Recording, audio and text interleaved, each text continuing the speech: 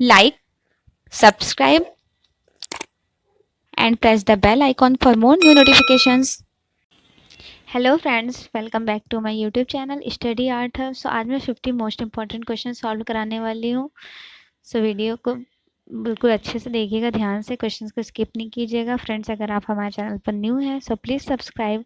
So question start करते हैं। First question है, प्राचीन काल में कला के लिए किस शब्द का प्रयोग किया गया था? प्राचीन काल में कला के लिए शिल्पी शब्द का यूज़ किया गया है और कलाकार को शिल्पीन कहा जाता था।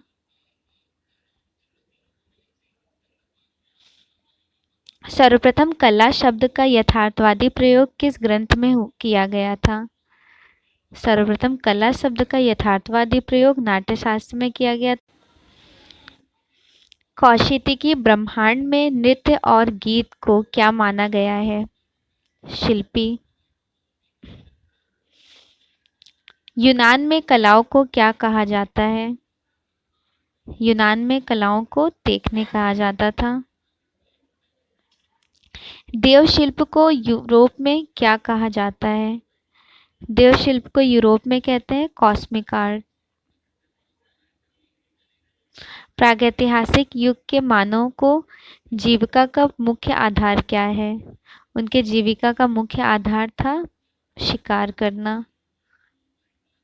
प्रीहिस्टोरिक एक्सप्लोरेशन इन इंडिया पुस्तक किसकी है?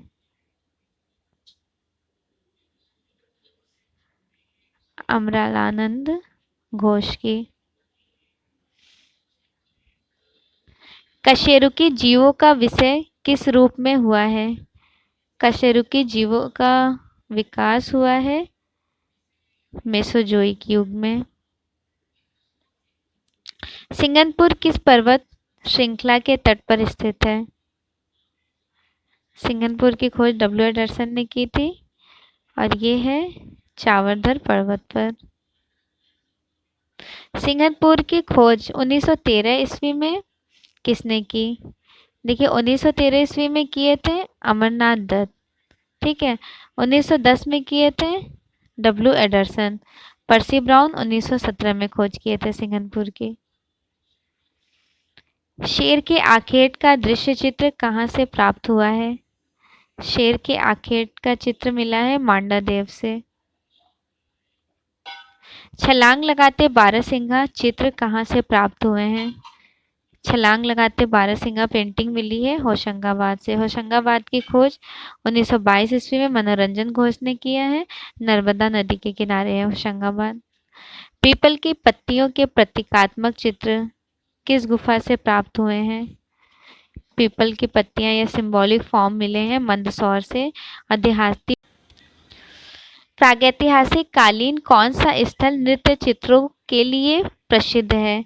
नृत्य चित्र के लिए प्रसिद्ध है लखनिया। लखनिया गरई नदी के किनारे है मिर्जापुर में। सरहाट करियाकुंड किस क्षेत्र के अंतर्गत आता है? सरहाट करियाकुंड बांदा जिले के अंतर्गत आता है। बांदा जिला यूपी के अंदर है। यूपी के उपक्षेत्र हैं, बांदा के उपक्षेत्र हैं सरहाट और करियाकुंड। अकबर की चित्रशाला का प्रधान चित्रकार था। अकबर की चित्रकला के प्रधान चित्रकार थे। जहांगीर की चित्रशाला में हिंदू चित्रकार था बिशनदास, छवि चित्रण के लिए फेमस थे। राजस्थानी जयपुर शैली के भित्ति चित्र बनाए जाते हैं। राजस्थानी जयपुर भित्ति चित्र बनाए जाते हैं गीली सतह पर और इस टेक्निक को बोलते हैं जयपुर अरायसी टेक्निक और इंग्लिश में fresco buono technique. Fresco buono, गीली भित्ति को फ्रेस्को ब्यूनो कहते हैं। भारतीय लघु चित्रों की शैली बूंदी शैली का उत्कर्ष किसके समय हुआ? बूंदी शैली का उत्कर्ष हुआ था राजा उम्मेद सिंह के समय में। बूंदी के लघु चित्रों का प्रमुख विषय है। बूंदी शैली के लघु चित्रों का प्रमुख विषय रहा है रागमाला, जो फेमस है राग दीपक और राग भैरव। राग दीपक है इलाहाबाद संग्रहालय में और राग भैरव बनारस में। पहाड़ी चित्रकला मुख्यतः किस क्षेत्र की है? मुख्यतः पंजाब के पहाड़ियों की।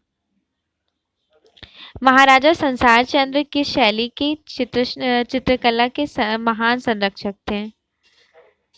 महाराजा संसार चंद्र थे कांगड़ा शैली के। कांगड़ा चित्रकला का विषय नहीं है। कौन सा विषय नहीं है कांगड़ा चित्रकला का?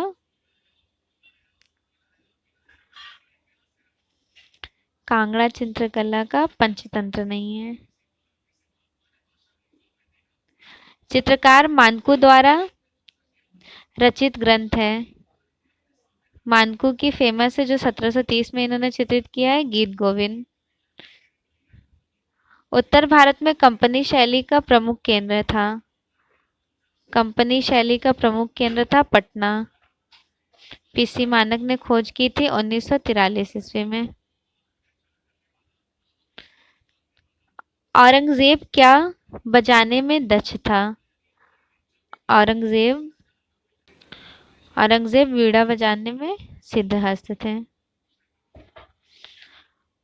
औरंगजेब ने अपनी पत्नी का मकबरा कहाँ बनवाया था? इन्होंने अपनी पत्नी का मकबरा बनवाया थे महाराष्ट्र में। इस मकबरे को कहा जाता है बीबी का मकबरा, जो ताजमहल का फूहड़ नकल बताया गया है।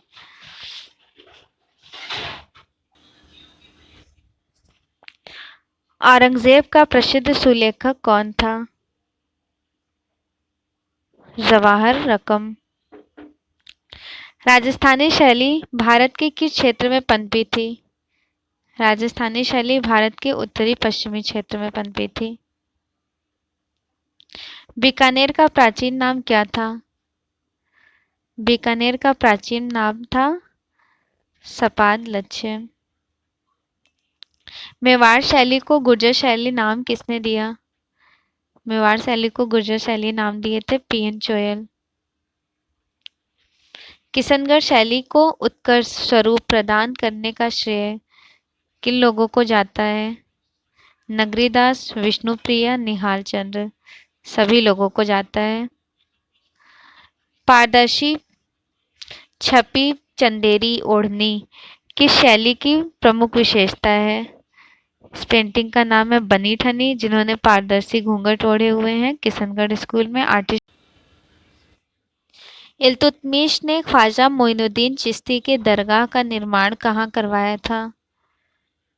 अजमेर में। शेख सलीम चिश्ती का दरगाह कहाँ पर है?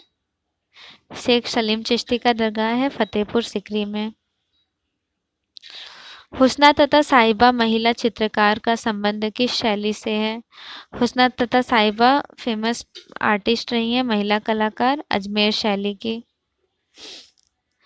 किस शैली में बुझे हुए रंगों का प्रयोग सर्वाधिक किया जाता है? बुझे हुए रंगों का सर्वाधिक प्रयोग किया गया है नागौर शैली में। बेसर शैली का प्रारंभ किस मंदिर से माना जाता है? बेसर शैली का प्रारंभ है विरूपाक्ष मंदिर से और सर्वश्रेष्ठ मंदिर है होयसलेश्वर मंदिर बेसर शैली का। सिंधु घाटी सभ्यता से प्राप्त पशुपति की मुद्रा का साइज बताना है कि साइज क्या है? 3.4, 3.4, 1.4। चंदनगढ़ के स्थान चौकी पर मिलता है मोर का आकृति मिलता है। किस गुफा में 11 मुखी विष्णु की प्रतिमा प्राप्त हुई है?